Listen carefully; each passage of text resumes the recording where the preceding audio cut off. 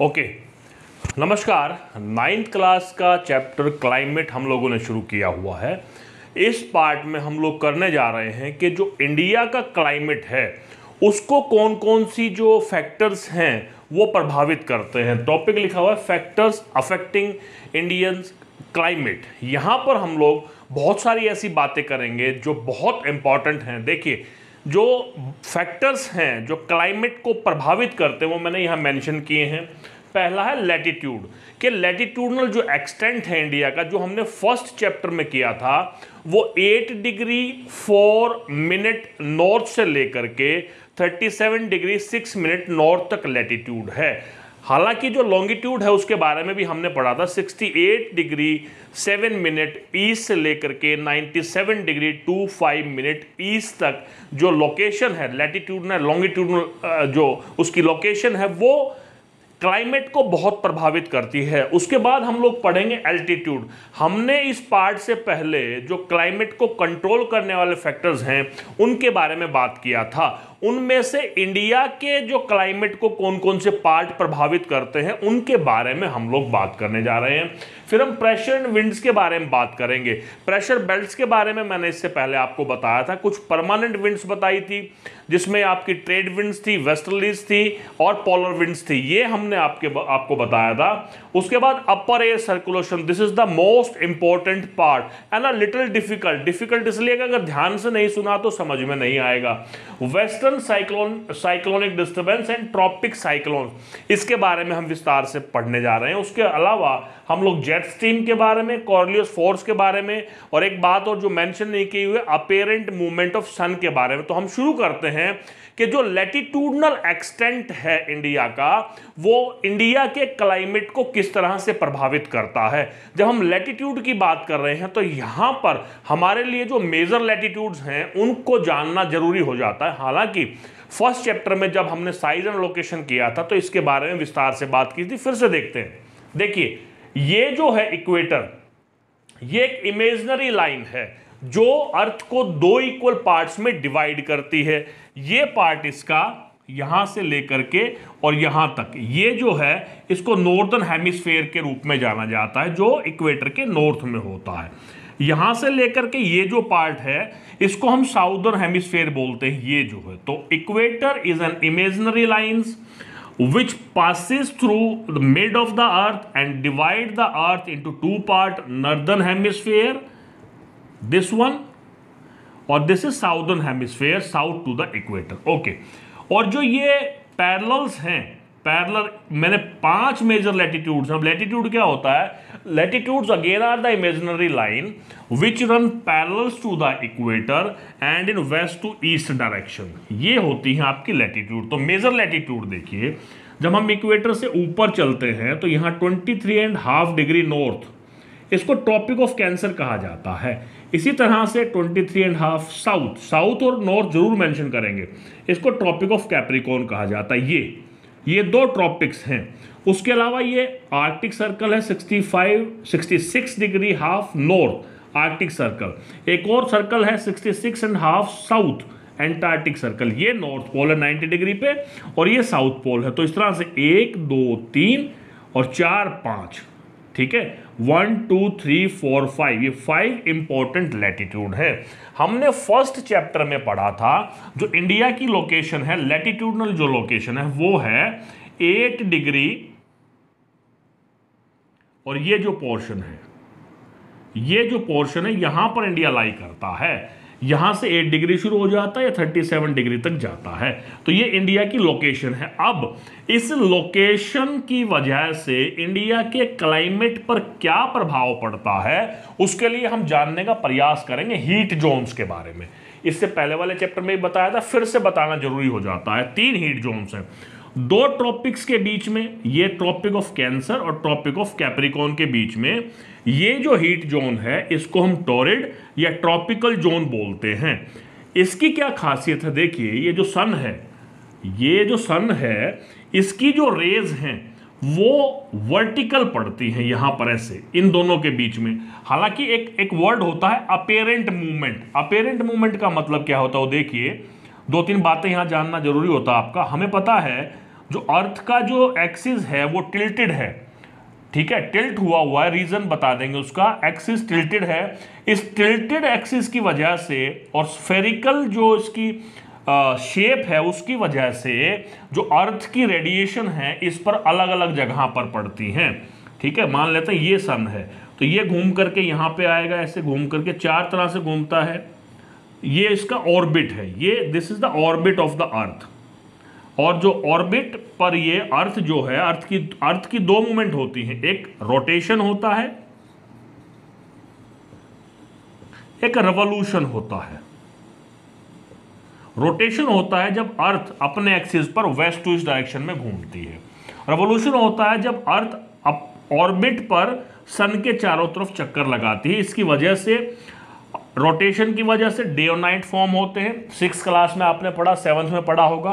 Revolution की वजह से सीजन आते हैं। तो देखिए, ये जो अपेरेंट मूवमेंट, एक वर्ड मैंने यूज किया है, अपेरेंट मूवमेंट का क्या होता है, जैसे पहले कहा जाता था कि जो अर्थ है, सन जो है वो ईस्ट से राइज होता है और वेस्ट में सेट होता है, जबकि सच्चाई क्या थी कि जो सन है वो तो स्टिल है, अर्थ घूमती है उसके चारों तरफ से। तो जब अर्थ जो घूमती है, ये देखिए, एक मैं और बनाऊंगा, ये सन है, ये ऑर्बिट है अर्थ का, यहां पर घूमती है। तो कुछ पॉइंट ऐसे होते हैं, जैसे एक ये पॉइंट है, इस पॉइंट पर जो सन है उसके बिल्कुल नजदीक आ जाती है अर्थ, जब घूम करके यहां आती है। इसको पेरीहीलियन बोला जाता है, पेरीहीलियन, वो पॉइंट ऑर्बिट का जहां पर अर्थ सन के बिल्कुल पास होती है, क्लोजेस्ट पॉइंट है, इसको कहते हैं एफेलियन। यहां पर डिस्टेंस जो है फर्दस्ट होता है, ये क्लोजेस्ट नहीं होता, सबसे दूर वाला पॉइंट है, यहां अर्थ मूव करती है। तो सबसे करीब होती है पेरीहीलियन पे, जो ऑर्बिट का पॉइंट है, और एफिलियन पे सबसे दूर होती है। तो ये है अपेरेंट। अब देखिए, अपेरेंट मूवमेंट ऑफ सन कहा जाता है, हालांकि घूम तो अर्थ रही है। तो यहां पर जब होगी अर्थ जो क्लोजेस्ट टू सन है, यहां पर ज्यादा हीट मिलेगी, सन की जो है रेडिएशन ज्यादा मिलेंगी, और यहां पर कंपैरेटिवली कम मिलेंगी। तो एक तो ये सन की अपेरेंट मूवमेंट आपको बता दी मैंने, ठीक है। और दूसरा जो है, एक और बात देखिएगा, अब ये जो टिल्ट है, टिल्ट की वजह से, ये मान लो आपका मैंने यहां लगा दिया है, यहां पर जो सन की रेज हैं ट्रॉपिक ऑफ कैंसर पर, कैप्रिकॉर्न पर स्ट्रेट फॉरवर्ड पड़ रही हैं। यहां जब आएंगे तो यहां पर ट्रॉपिक ऑफ कैंसर पर स्टेट पड़ेंगी, तो ये मूव करता रहता है। ये जो मेजर लैटिट्यूड है, ये जो सन है, इसकी रेज यहां स्ट्रेट फॉरवर्ड पड़ती है, इसको अपेरेंट मूवमेंट बोलते हैं। तो यहां पर इक्वेटर पर सबसे ज्यादा रेडिएशन मिलती हैं ये। तो इसका मतलब ये जो है टॉरिड जोन, अब वहां पर वापस आते हैं 2 चीज समझने के बाद, यहां से लेकर के यहां तक ट्रॉपिक ऑफ कैंसर और ट्रॉपिक ऑफ कैप्रिकॉर्न के बीच में टॉरिड जोन है, जिसको ट्रॉपिकल जोन कहा जाता है।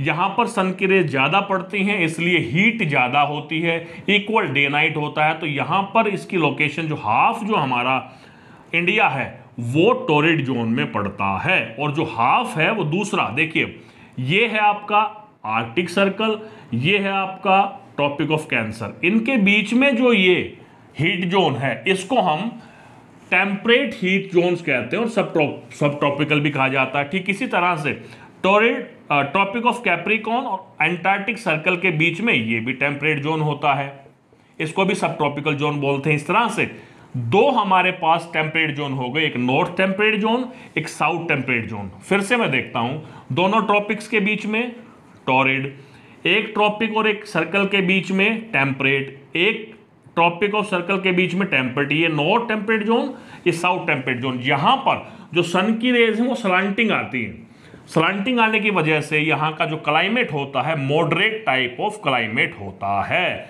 इसका मतलब क्या हो गया, जो इंडिया है वो 2 हीट जोन्स में आता है, ट्रॉपिकल टॉरिड में और दूसरा सब ट्रॉपिकल और टेम्परेट नॉर्थ टेम्परेट जोन में। तो इस तरह से जो इंडिया का क्लाइमेट है, 2 तरह का क्लाइमेट वहां पर, ये part moderate type of climate face करता है और ये जो है एक्सट्रीम हीट का होता है। इस तरह से हम कह सकते हैं कि जो लैटिट्यूड है, इंडिया की जो लैटिट्यूडनल एक्सटेंट है, लैटिट्यूडनल जो पोजीशन है, उसकी वजह से इंडिया दो तरह की क्लाइमेटिक कंडीशंस में रहता है, दो तरह के हीट जोन्स में रहता है। तीसरा जो टेम्परेट जोन है बता देता हूं, हालांकि इंडिया के कंटेक्स्ट में उसका कोई ज़्यादा इंपॉर्टेंस नहीं है। ये सर्कल के बीच में और नॉर्थ पोल के बीच में ये जो एरिया है इसको फ्रिजिड जोन कहा जाता है, क्योंकि सन की जो रेज है बहुत माइल्ड हो जाती हैं, बहुत स्लैंटिंग गिरती है। इसी तरह से ये अंटार्कटिक सर्कल और साउथ पोल के बीच में जो ये है इसको भी फ्रिजिड जोन कहा जाता है। तो तीन हमारे हीट जोन्स हो गए, this one between two tropics, torrid और ट्रॉपिकल। दो हमारे टेम्परेट जोन हो गए, एक ट्रॉपिक ऑफ कैंसर और आर्कटिक सर्कल के बीच में, एक ट्रॉपिक ऑफ कैप्रिकॉन और एंटार्कटिक सर्कल के बीच में। North temperate zone, south temperate zone, north frigid zone, south frigid zone, ये हीट जोन्स हैं। तो हम कह सकते हैं कि जो इंडिया का जो क्लाइमेट है, फैक्टर अफेक्टिंग इंडियाज क्लाइमेट, तो लैटिट्यूडनल जो हमारा पोजीशन है इंडिया का, उसकी वजह से ये क्लाइमेटिक कंडीशंस भारत में पाई जाती हैं। दूसरा पॉइंट हम लोग करेंगे एल्टीट्यूड का, देखते हैं।